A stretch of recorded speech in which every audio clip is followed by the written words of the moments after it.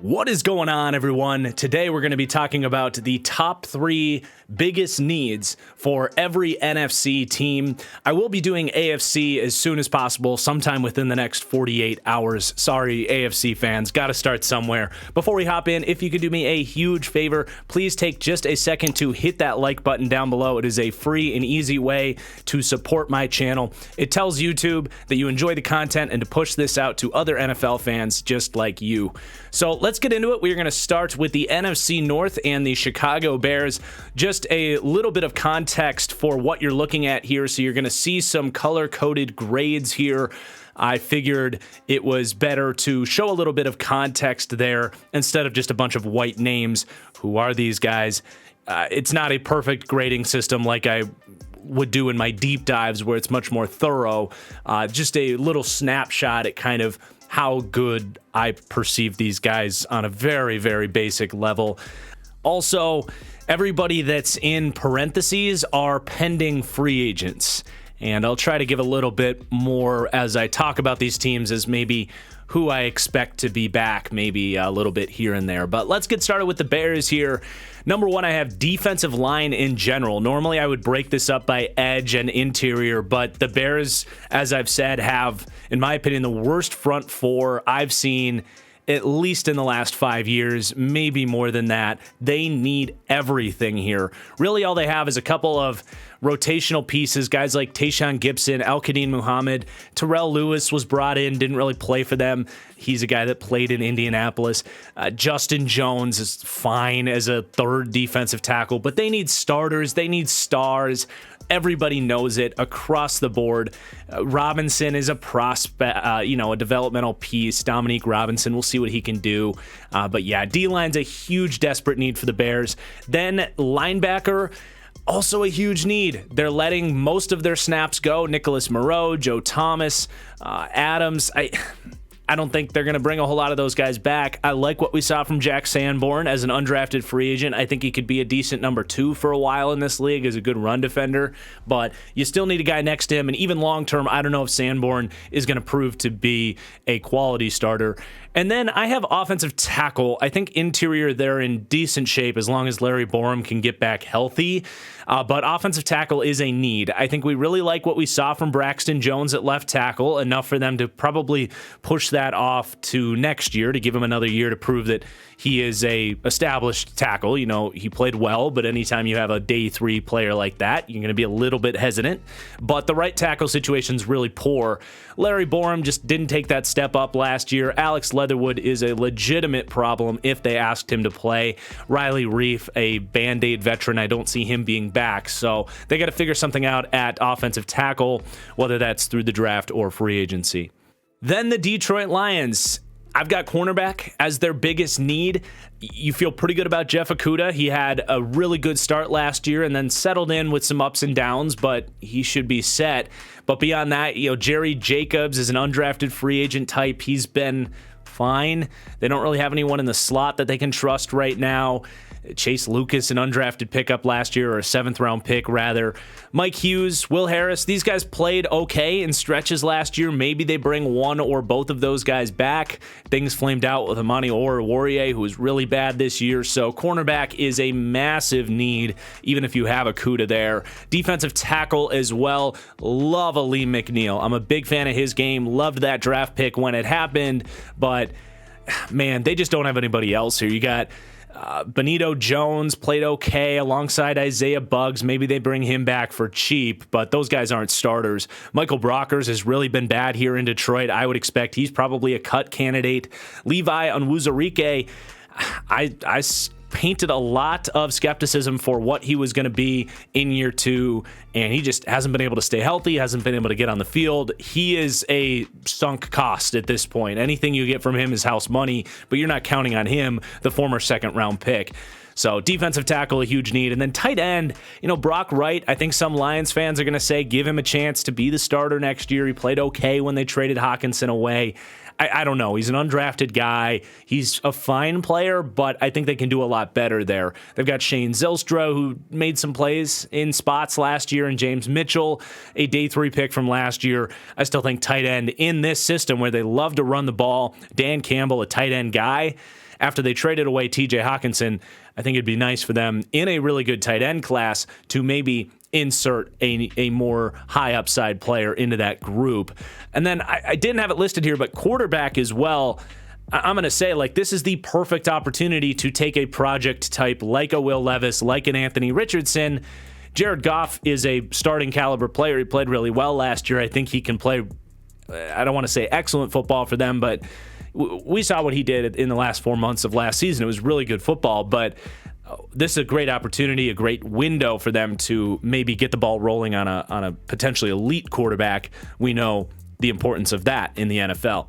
Then the Green Bay Packers, a glaring hole at safety right now. Adrian Amos set for free agency and coming off maybe the worst year, not maybe, definitely the worst year of his career, looked a step slower this year, so I don't know if he'll be back. Rudy Ford was brought in off the streets. He does not have a contract right now. He's up and down. And then Darnell Savage had a really bad year as well. He's had good spots in his career. He's had really lows as well. So, man, I don't know if they have a bona fide starter right now. That could be something they look for in free agency, certainly in the draft. Maybe like a Brian Branch could slot in right around where they should be picking. But Carpenter, Vernon Scott, day 3, special team types, they need safety bad. Tight end as well. Their 2 snap leaders, Robert Tonyan, Mercedes Lewis, set for free agency. And I don't know if either of these guys are going to be back, especially in Mercedes Lewis's case if Aaron Rodgers is gone. I know they have a tight connection. But you have Josiah DeGuara, Tyler Davis. Like, these guys can't start, let alone be tight end 2s right now, so that's a glaring need. Wide receiver as well. I love what they found in the draft last year, but that's really all they have right now is 4 year 2 receivers. Quietly, this team picked up Bo Melton. I think he could be a sneaky year 2 player for them, but obviously Christian Watson balled out. You feel very good about what you have in him. Romeo Doubs, when he was healthy, looked like a quality, maybe 3rd receiver. Samari Toure, very limited playing time, showed some flashes, but Alan Lazard, probably addition by subtraction there, honestly. He is a glorified tight end. I should have just listed him as a tight end, but getting him off the team, I think, will be good for this team. He just eats up targets and can't separate, and he doesn't even have great hands for a 6'5" receiver, and I apologize in advance to whatever team, if you're a fan of the team that ends up paying him $45 million, but he has produced because he's played receiver with Aaron Rodgers. Randall Cobb as well, probably not going to be back if Aaron Rodgers is not back. So I still think you need a big addition there. Like, you need a solidified starter, excuse me. I think if you could find that through a trade or a free agency, that'd be ideal. But could that be through the draft as well? I don't know. But it's a thin group and a young group for sure. Next, the Minnesota Vikings. I've got cornerback as their biggest need. They've got some interesting pieces. They're going to be making a total scheme change next year. Keep that in mind, going from a zone-heavy system to more of a man blitz-heavy system with Brian Flores coming in. So Cam Dantzler has been fine. A little bit of a limited player, a thinner, potentially slower corner. Andrew Booth, essentially a first-round pick last year, a high second-round pick who couldn't stay healthy. Can he stay healthy? I don't know. He's a talented player, but we haven't seen much from him. Caleb Evans, I do think fits well in a man-heavy system. The kid can run, but none of these guys are proven starter. I mean, Dantzler's kind of a proven starter, but I just don't know if you want him to be a true starter in an ideal situation. So pretty obvious needs there. You've got Patrick Peterson set for free agency. Duke Shelley, who played well, is also set for free agency. Luckily for them, Chin and Sullivan will be gone. He was a problem for them in the slot. Defensive tackle, it's just kind of a thin group right now with Dalvin Tomlinson leaving. Harrison Phillips is fine. He's not a number 1. And then James Lynch, Kyrus Tonga, these guys played okay. But for me, I think they could really benefit from getting a bit of a more pass rush-oriented player on the inside. I know that's what they wanted to find in Ross Blacklock. Hasn't really worked out to this point. Tomlinson was their leading pressure getter on the inside. So that's going to be a spot that they're going to want to address, especially as they go to more of a 3-4 is an outdated system, but they will go with 3-man fronts in Brian Flores' kind of hybrid system. Then at wide receiver, also a need for me. Those top 3 guys are actually fine, but Adam Thielen getting way up there in age. I think he's going to be 33 this year, but his production way down last year does look to be slowing down a little bit. So I don't really trust that he's going to be an impact, let alone this year, definitely into the future. And KJ Osborne's a decent third, but I really think this team would benefit from being able to take a little bit of pressure off of Justin Jefferson, dip into a deep wide receiver class, and get a little bit more explosiveness in this group. Jalen Reagor is a piece that they thought that was going to be. Even Jalen Naylor is a decent athlete with the ball in his hands, but you can't count on those guys to get significant reps. Then to the NFC South, the Atlanta Falcons really could have just put everything here, but they do have more prominent needs. Number one for me is edge. I like what we saw from Arnold Ebiketie. Got hurt in the second half of last year, and his production fell off a cliff, literally. So hopefully he can get healthy. But D'Angelo Malone was, in my eyes, rich for a third-round pick. A developmental guy. We'll see what he can do in year 2, but I'm not counting on him. I have Ogundeje highlighted in red. I think he's a problem because they seem to like him, and he can't get any pressure out there at all, and he's not even that good of a run defender, so I want to get him off the field, upgrade the depth, upgrade the starters here. Lorenzo Carter, who was their most consistent edge guy, is set for free agency, so that group speaks for itself. The cornerback room is a little more interesting. You obviously have A.J. Terrell, who's a borderline elite talent. Didn't follow up his breakout sophomore year with a great junior year, if you will. But you have Casey Hayward, who, can he stay healthy? Probably not. He's up there in age. When he's out there, you like what you have. But similarly to what we said earlier about Levi Onwuzurike, like anything you get from him is house money. Behind that, you got a couple of interesting guys. I like Darren Hall, a 4th-round pick in 2021. He played some good snaps last year. Could carve out a starting role into the future.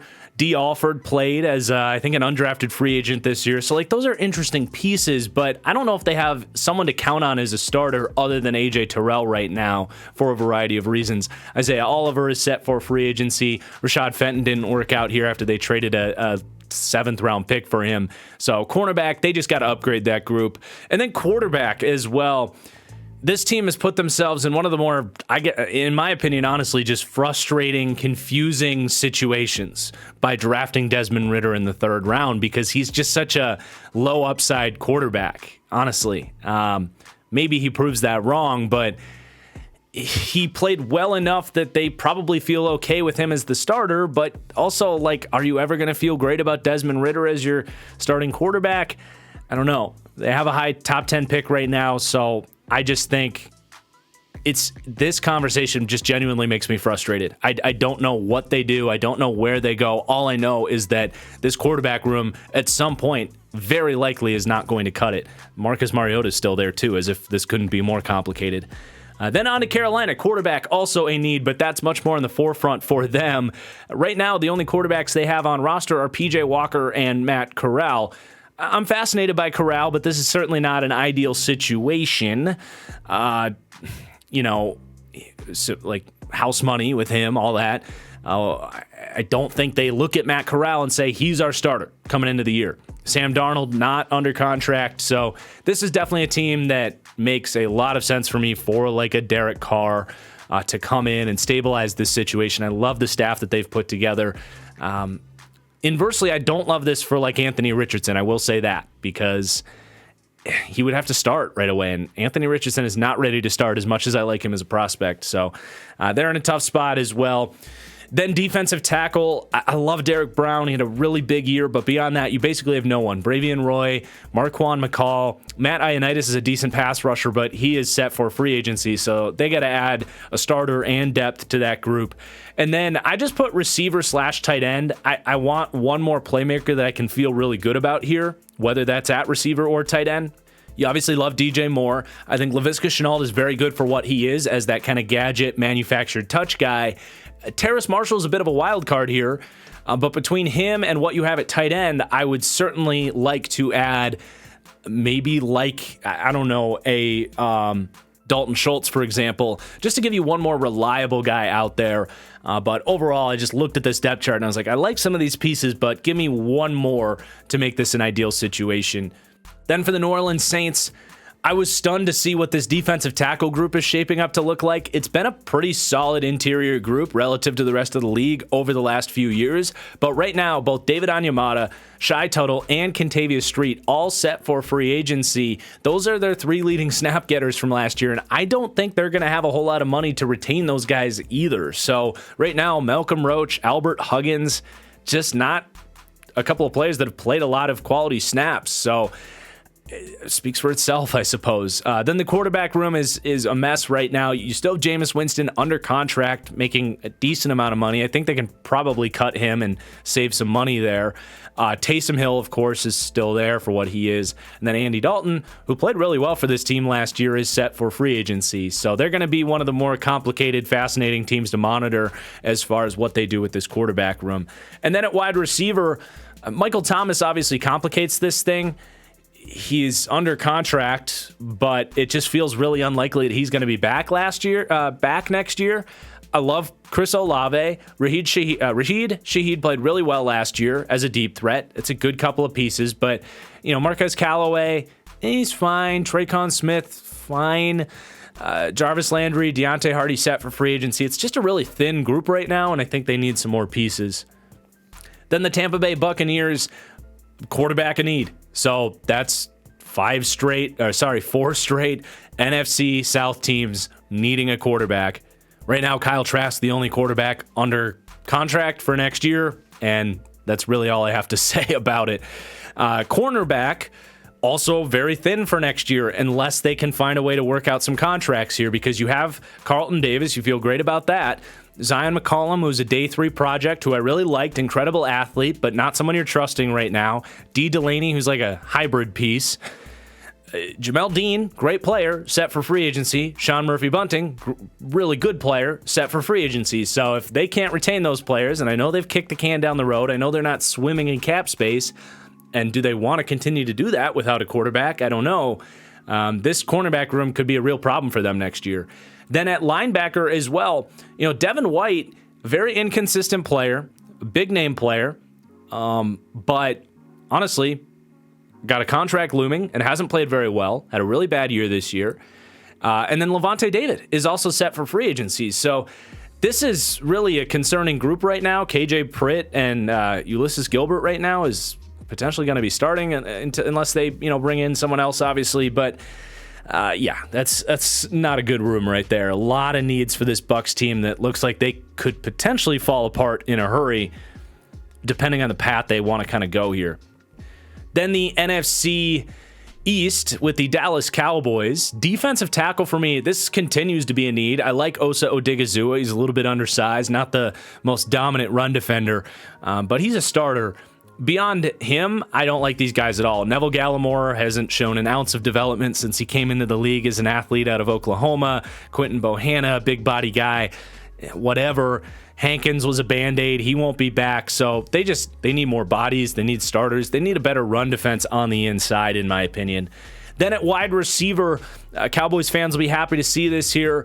I think this is a decent group with CeeDee Lamb. I expect Michael Gallup to be back more to his old self next year. I know he had a down year this year, and everybody's down on him, but I think he can bounce back pretty easily next year. But I do want some more explosiveness, especially in the slot, so you're not putting so much pressure on CeeDee Lamb to operate from there. Tolbert's an interesting prospect, 3rd-round pick, couldn't stay healthy last year, but I mocked them, for example, the kid out of UNC, Downs, who would be a really good fit to just give you a little more juice on the inside. And then linebacker right now, Leighton Vander Esch and Anthony Barr set for free agency. I don't count Micah Parsons as a linebacker because you don't want him playing there. I loved what we saw from Damone Clark. Never should have fallen in the draft as much as he did. I had a higher grade on him than I did on Quay Walker, who went to Green Bay. So I do like the prospects of Damone Clark. But Jabril Cox, can he stay healthy? I don't know.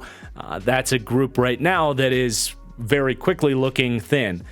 Then we got the New York Giants, and this wide receiver need is very well documented. Here's a good look at why. So Isaiah Hodgins stepped up last year. I think he's promising to be a quality kind of perimeter number 2 type. Wan'Dale Robinson, when he was out there, did play better than I expected he would as that kind of Isaiah McKenzie in this offense. And then beyond that, you got a couple of big-bodied guys, Colin Johnson and Kenny Golladay. Do you have Kenny Golladay? I don't know. That's a disastrous situation. He's still a massive cap penalty, so they might be stuck with him, but I don't know if you're going to get anything from him. Beyond that, Darius Slayton set for free agency, Sterling Shepard set for free agency, and Richie James. So James and Slayton, I think, were the number 1 and 2 leading receivers for this team, both not currently under contract. So all those, Hodgins, Robinson, James, Slayton, those guys are fine, but they need like real players, like good quality starters at this position, and they just don't really have many of them at all right now. So huge need there. I also have QB, RB just kind of tagged in there. Daniel Jones and Saquon Barkley currently not under contract, but I fully expect them to work things out with those guys, so I'm not too worried about that. And then on the interior offensive line, it does not look good. Mark Lewinsky played better as the year went on, but right now your centers are set for free agency, Nick Gates and John Feliciano. And at left guard, Josh Azwedu, a third-round pick last year, did not play well. Ben Bredesen, you see the names there. It's not good. Got to improve that group. And then on the defense, a defense that played really well last year, needs some help in the middle of that defense. They had a couple of Band-Aids. Jalen Smith, Jalen Davis came in, or Gerard Davis, rather, came in and played a couple of games for them. But they need starting caliber players here, man. Micah McFadden is a good blitzer, interesting day 3 guy, but not someone I'm counting on as a starter. And then, Darian Beavers out of Cincinnati, decent prospect. And then a couple of carryovers from the former regime there. They need linebackers, period. Next up, the defending NFC champs, the Eagles. Cornerback, a huge need. You still have Darius Slay, but he's getting up there in age. He's, I want to say, going to be at least 32. 32. Will end the season 33 years old. So the clock is ticking on him. You got Maddox in the slot, so you like that. James Bradbury set for free agency. I don't know if they're going to be able to afford him or not, but he's also getting up there in age. Beyond that, Zach McPherson, I think, is a decent backup. Scott, decent backup in the slot, but they need youth. They need a future. This is a team that always likes to get that pipeline going. I look at that number 10 pick, and they have a second first-round pick at the end of the draft. This, to me, screams cornerback in the first round to replenish that pipeline. And then at safety as well, they still haven't worked out a contract with Chauncey Gardner-Johnson. Marcus Epps also set for free agency. So those are their 2 starters. Reed Blankenship definitely showed some good promise. I think they could upgrade there, or they could go with him as a starter next year. Either way, but next to him, who's going to be that starter? Do they give an extension to Gardner-Johnson, or is that another big need through the draft? And then at linebacker, likewise, both starters, TJ Edwards and Kaiser White, set for free agency. I would bet they bring TJ Edwards back. He played really well for them. Kaiser White, I think you have a replacement plan in Nakobe Dean. So it's important to preface that this team just doesn't have a lot of needs. It's a really well put together roster. So linebacker, to me, kind of slotted in third there. As long as they can bring one of those guys back and go with Nakobe Dean next year, you're probably going to be okay. But as it sits here right now, they need to do something about this linebacker room. And then for the Washington Commanders, quarterback, to me, their biggest need. This is a team that could be a playoff team if they could solidify this quarterback situation. They have Sam Howell there, listed first. He's kind of in limbo right now. They like what they saw in that Week 18 start. I think they feel solid about him. He never should have fallen to the 5th round. He was, to me, someone that could have gone in the 2nd or even as early as late 1st. So he's got talent. I get that. Do you fully trust that he's going to be that when Ron Rivera's on the hot seat? I don't know. I don't think you do. So I do think that's a need, something they're going to look to upgrade with, a Derek Carr, for example, or maybe a trade up in the draft. I don't know, but I do know that is a need. And Carson Wentz is still on the team. He gets a lot of hate. I still think he's somewhere between the 30th and maybe 27th and 34th best quarterback in the league. But that just hasn't been a good fit. So he's probably going to get released, honestly. Then at cornerback, they could roll with these 3 guys and probably get away with it. Kendall Fuller's really good. Benjamin St. Juste showed a lot of flashes last year. Could have even made him an ascending prospect. I'm recording this live, I will change that graphic for the post edit there. Yeah, he's an ascending prospect. Like, I think he played well, ended up getting hurt and missed some time. Bobby McCain, they moved him into the slot and he played much better. So you could probably get away with those three, but it is a group that I look at and I'm like, I don't feel super confident in that group, especially knowing this is a team that has a chance to be an elite defense if they can really improve that secondary. To me, those guys are just fine. Fuller's good. Beyond that, Danny Johnson played really well last year when pushed outside to perimeter corner, but he's set for free agency. He could be a sneaky nice ad for any kind of team that runs sort of a quarters-heavy split safety defense, thinking of teams like maybe the Rams, the Dolphins, the Packers. And then the offensive line here, you know, they have good players. I like Charles Leno. He is getting up there in age. Samuel Cosmi, I think, is very, very promising. I think borderline good. Some weird stuff played out last year where they had him playing guard, and I don't know. He should be the right tackle. Chase Roullier at center. Like, those are good building blocks. Leno is getting up there in age. You also have Cornelius Lucas, who's a really good swing tackle. But Andrew Norwell at left guard, definitely getting up there in age, did not play well last year. Don't even have a starting right guard right now because Trey Turner's set for free agency. You know, you've got Sadiq Charles and Chris Paul, a couple of prospect types. Schwetzer's leaving. Larson and the two Martins have all played snaps for this team over the last couple of years. They just are losing a lot of bodies here. I want to see them replenish the pipeline, maybe get someone in line to replace Charles Leno long-term, and certainly upgrade at the guard position with a hole that's been kind of left there since they let Brandon Sheriff leave in free agency. Then our final division, the Arizona Cardinals. I was laughing when I finished this graphic here because this team really needs pretty much everything other than quarterback and safety. It's pretty much it. So their biggest needs to me are edge, which this group is just one of the worst in the league. You know, Marcus Golden is a low-end starter. He's fine. Ideally, he'd be a number 3 on a good defense. He's their number 1. And then you have Cam Thomas and Myjai Sanders, your two players that, to me, always projected as like decent players, but probably not starting caliber guys. And this is such an important position that they're going to have to figure this thing out. So that's where Will Anderson hopefully will come into play for them at number 3. But offensive line, a huge need as well. My goodness, they just don't have guys under contract. You have DJ Humphries and Josh Jones, who are both left tackles. So I don't even know if they view like a situation where Humphries could move over to right tackle, because Josh Jones has really only played well at left tackle. He struggled everywhere else, but was dominant at left tackle for them last year. So that's already kind of complicated, but in theory, you have two starters there. Rodney Hudson's still under contract here, but I can't imagine that that's a very valuable deal for them right now. He can't stay healthy. He's not great when he does play, and I think he's pretty expensive. So I would expect he's probably a cut candidate there. Then you got, a bunch of, prospect types, Marquise Hayes, Lecitus Smith, and then a bunch of guys that have played for them set for free agency. Justin Pugh, Will Hernandez, Billy Price, Max Garcia, and Cody Ford. Those are some pretty decently big names. So offensive line, a massive need for the Cardinals. And then sticking with the theme of needing trenches, interior defensive line. It's not a coincidence that Cliff Kingsbury leaves this team desperate for line on both sides of the play. But I couldn't reach a conclusion on what they need more between D-line and cornerback, because it's really just a bunch of trash there, literally.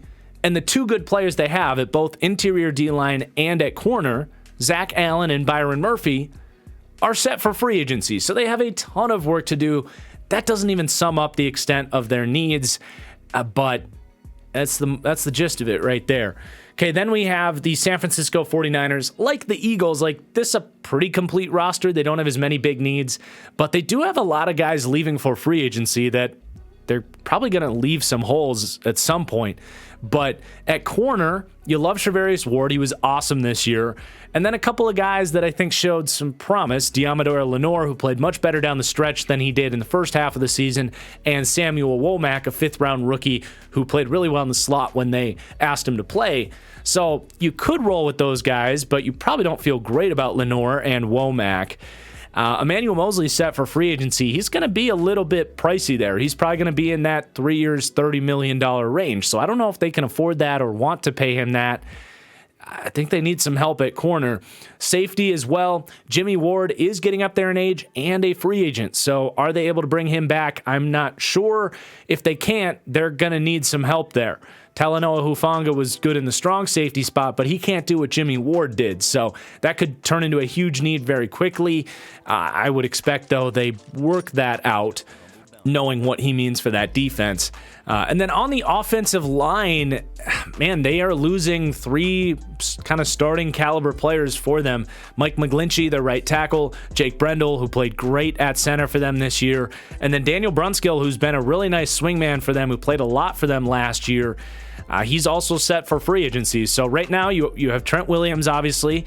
Aaron Banks was good at left guard this year. Spencer Bierford has had his ups and downs as a rookie. He's fine at right guard, but right now they don't have a center or a right tackle under contract, and you could probably upgrade at that right guard spot if you really wanted to. So I've got offensive line as a need for the Niners. Okay, a couple teams left. We've got the LA Rams, another team that I laughed a little bit, especially with these first 2 groups, and particularly at edge. Like, this is probably the thinnest position group that we've seen here in this video. I mean, you have Leonard Floyd, and that's it. Michael Holt had to play a bunch out of necessity last year. I mean, he outplayed his expectations, but he's a backup caliber guy, probably playing out of position. He's a bigger bodied edge guy playing in a 3-4 system. And then you got Hardy and Thomas, who I honestly can't even tell you anything about. So they need something here. I don't know how they get it with a lack of picks and free agent money, but it's there. And then interior offensive line, not looking great. You have Brian Allen at center, who's, in my opinion, one of the worst starting centers in the league. I was surprised they paid him. A third-round rookie, really, in Logan Bruce, who missed the entire season. Corey Brewer, Zach Thomas, Tremaine Aikman, a bunch of low-level backup, prospect types. David Edwards, their best interior guy, is set for free agency. I don't see them having the money to keep him.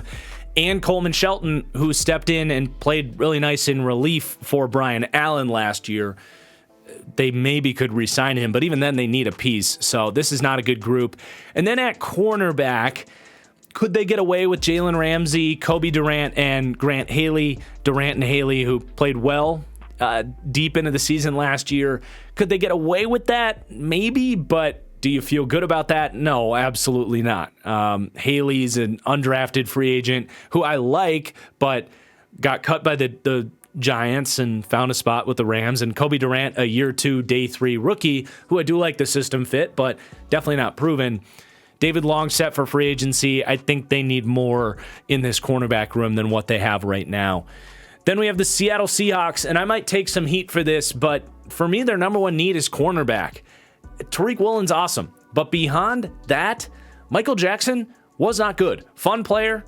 Like, I think there is some serious name bias going on with the Seahawks. Michael Jackson, love the concept. Kobe Bryant, love the concept. In reality, these are backup level players that were thrust into starting roles. I think Michael Jackson played valiantly. He also made some splash plays as a run defender. That's great, but he was not a good coverage corner. And Kobe Bryant especially made a bunch of tackles, played physical in the slot, but he got torched week after week after week in coverage. So they can't roll these guys out next year and expect to be a playoff defense. Like, seriously, they have got to upgrade at cornerback. I just don't see these guys as starting caliber guys, even though they were asked to start in a horrible secondary last year. I also like Trey Brown. I think he ended up getting hurt last year. Could potentially be argued that he's an ascending prospect, but after missing all that time, I don't know if you can count on him. He had a good rookie year. I see this as a group that needs 2 starters, 1 in the slot and 1 on the outside. Interior defensive line as well. Shelby Harris is good, but he's getting up there in age. Al Woods, I don't know if he'll be back or not. He is under contract, but he's like 36, 37 years old. Quentin Jefferson's a decent rotational pass rusher, but with, Poona Ford set for free agency, it's a thin group. It is. And then on the edge, I like what you got from Uchenna Nwosu last year. He's a number 2. They just need a number 1 here, right? Darrell Taylor could be a decent, 3rd guy that you rotate in, but he didn't really elevate his game this year in any way, even though he continues to walk into a bunch of sacks. That's not repeatable with his pressure percentage. And then Boye Mafe, I always thought he was overdrafted.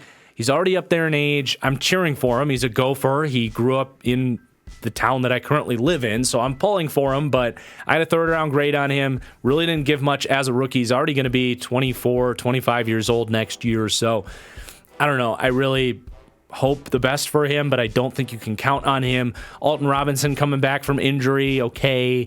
Tyreek Smith, whichever one that is, out of Ohio State, fine pick, but they need a number one, and they have a chance to get that through this kind of deep draft or even through free agency. Like, could this be a good maybe destination for like a Marcus Davenport, for example? Could be something to keep an eye out for.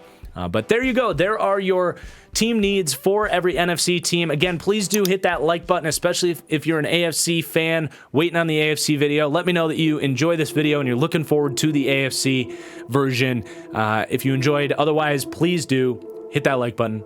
Drop a comment down below where you agree, where you disagree. Thank you for watching, and we'll see you later. Peace out.